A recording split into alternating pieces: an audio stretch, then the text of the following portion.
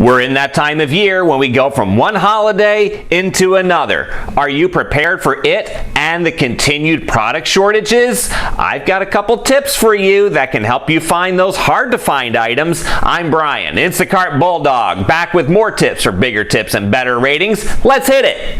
Before I get started, I want to give a shout out to Brittany, a fellow Instacart shopper here in Pensacola, Florida. I got to meet her this weekend in the grocery store, and she is a veteran Instacart shopper of 3 years, almost twice as long as me, and it was great to hear her feedback on the videos that I have done, and particularly a few that she found most helpful. And so it's really nice to hear from a veteran Instacart shopper as well as the new ones on what they get out of these videos. So thank you for being a subscriber, Brittany, and it was very, very nice to meet you. And also thank you to all the new subscribers this past week and over the past few weeks, dozens of you. I really appreciate it. It's motivating, and it's also nice to read the many great comments that I've been getting on a number of my YouTube videos lately. Today's topic is actually motivated by Sarah, Gig Girl Pearls of Wisdom, formerly Instacart Pearls of Wisdom. She was musing a couple of months ago about end caps and to make sure that you check them out as you're shopping around the grocery store. So that got the light bulb going in my head, and then I was able to work on some ideas, and I had to wait a little bit to get some information from some people about how those setups are being done, and now that I've got that information, I can share it with you. One of the great things about Instacart's platform is many of the stores that we shop in have the aisle numbers, so we know exactly where to go to find an item, and most of the time it's pretty accurate. And if it's not, there usually is somebody in the store that you can talk to that they can reassign that information. Those aisle assignments are usually done by the stores themselves. One of the unfortunate habits that us Instacart shoppers develop, and I'm certainly one of them, tunnel vision. Because we rely so much on those aisle numbers to find those products, and we get there and we find an empty spot on the shelf where that product should be, we just start messaging the customer and saying this item's not available, is there something else that you would like? Or some of you do not communicate with your customers and just go ahead and replace the items. Watch my other videos about communicating with your customers. You always must communicate with your customer before you do replacements. That is one sure way to get you a bad rating if you just replace things with stuff that they don't want. So that tunnel vision can prevent us from seeing what else is right in front of our faces. How many times have you gone ahead and replaced an item with customer approval only to find it somewhere else down at the other end of the store? Yes, same here. So as we enter the busy holiday season, this should be a busier time for us Instacart shoppers and give us a good chance to make some good money.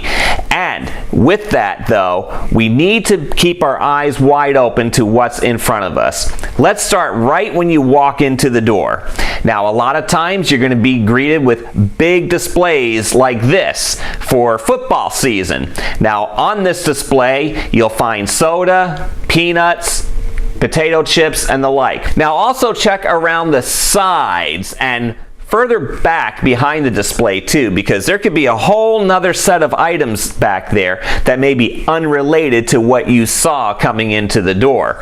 So make mental notes of what's on that, because you never know. You might get further up an aisle and something may not be there. You might think, I wonder if it's back up front. Well, here's a picture of Halloween candy. This too was right in front of the store, right when you walk in the door, and you know, that, of course, Halloween candy's long gone, but you're going to find a lot of other seasonal stuff in there as well. Now, I want to talk about end caps specifically. End caps are displays at the ends of each aisle, and that is going to be in the front of the store as well as the back of the store, usually right across the back main aisle.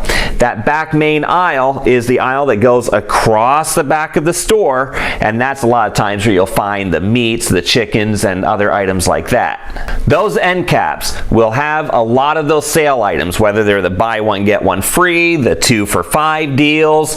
It could be a vendor running their own things, like Nabisco here has set up their own display in that store.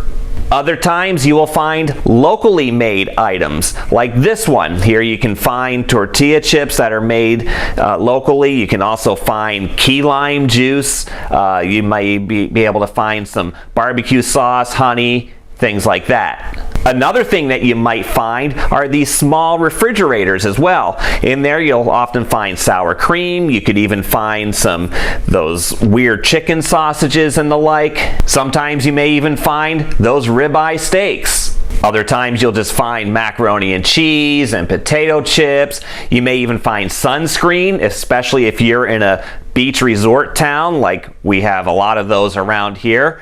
And you may even find those gallons of water or cases of water. There's all different kinds of things that can be on these end caps. So when you're walking through the store, just keep your eyes open, take a good look around, and just make mental notes of what you're seeing. Another thing that you want to really watch for too are these dump bins. Now in Publix, they do these tables and they have these bins, and it just looks like things have been dumped into it by the store employees. Yeah, kind of, sort of, actually.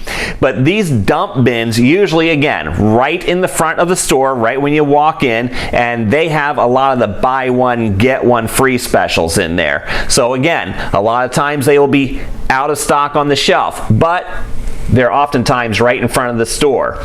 Like, go back to this display right when you first walk in the door. Now your attention is being drawn right to that big display of cases of soda and the like.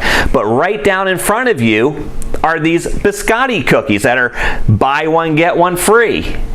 And there's even more items over where that gentleman is standing in that picture. And another thing to look for are these bunkers. Now, a lot of times these are in the meat departments. In this one, this is also called merchandisers in some stores that I've even worked in. So bunkers, merch, whatever it may be to you in your store, this is where you'll find a lot of the frozen meat items, but also they have a section for refrigerated items. This is where a lot of times you're going to find your chickens that are buy one, get one. You'll find ribeye steaks, New York strip steaks. Sometimes you'll find even your tenderloins in there. You'll find all kinds of things throughout as it's constantly changing. Some stores may even have more than one of these. Some of them may be set away from the main meat department. Like the one I just showed you is between aisle 7 and 8. So it's several steps away from the meat department. Now this one here is in the meat department. Again, you have frozens on the long sections of it and refrigerated stuff on the ends. This just happened to me yesterday. I was looking for these boneless, skinless chicken breasts that were buy one, get one free. And when I got to the shelf that had all the meat and chicken and the pork and the like, well, there was no boneless, skinless chicken breasts there. And I just turned right around, looked over here, knowing that the bunker was right behind me. I just went and looked in that refrigerated section, and there it was, stock full of boneless, skinless chicken breasts. So as if you didn't already have enough on your mind on any given day, this is one of those things. You just got to make mental notes of what is on these displays when you walk into the store. And these change weekly, so you really need to really just keep an eye on them. And you don't have to remember everything that's on there, but just know that's another place that I need to look in case something is not on display, particularly if it's a buy one, get one deal or a 2 for $4 deal or something like that. And if you shop multiple stores, you'll find that those end caps are going to be different in every store. And I found out why. I had a conversation with a local store manager just the other day, and he told me that in Publix, they are given wide latitude on the local level on how those end caps are set up, because certain things will sell well in one store but not in the other. So I'll give you an example. A store locally here in Gulf Breeze, they usually keep their sunscreen products all on one end cap. Now, I won't find that same setup in the Mobile Highway store or the University Parkway store, but I will find it in Gulf Breeze. So with every store being different, how can you possibly try to remember everything that's there? I don't waste that much time doing it. I just look as I'm going around the store. It's very easy for us to get that tunnel vision when we're staring at the app going directly to aisle numbers, but when we come around that corner, we're doing two things. A, we're usually coming around pretty quick, right? And we're looking for little old ladies that are going to be chatting right around the corner, or someone's coming down the wrong way, or someone just cut that corner short and you almost have a head-on collision with your buggies, and then God knows what after that. But anyway, all you need to do is just take a look up this way. Okay, what's right here? All right, move along. But one more thing too. So you have this end cap. Let's just pretend this is full of groceries right now. Right around the side here, you want to take a look too, because a lot of the small items can be hidden back there. They can be the single cans of energy drinks. That could be those powder energy drinks. Those tiny little things that are like about this big around. They could be sitting there as well. You'll also find those 5.5 ounce squeeze bottles of mayonnaise on there, and those little 8-ounce squeeze bottles of mustard. So you're going to find a lot of things right around those corners as well. So again, it's just keeping your eyes open and just knowing that, hey, something could be back here if I need to run back around. And another thing to do when you're at the end of the aisle, take a step back and just scan the store, just look around. Okay, well, it may not be there. Okay, that's just macaroni and cheese. That's just potato chips. Those are all crackers over there. That's gallons of water there.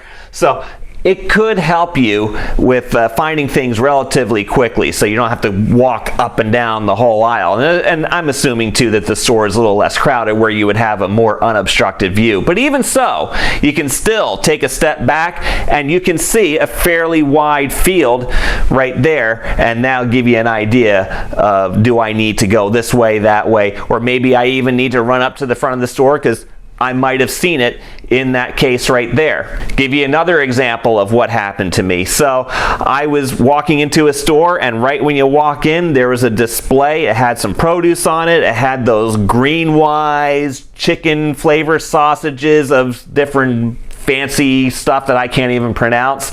And so the customer had ordered a few of these. I was in the back of the store where they were set up on the back main aisle, and I got 2 out of the 3 that she ordered, and I'm looking at that saying, I think I saw that up front. Went up front, back to right where I walked in the door. Yeah, there it was, chock full of that flavor that she wanted. Customer didn't know any better. I kept moving, and everything was good.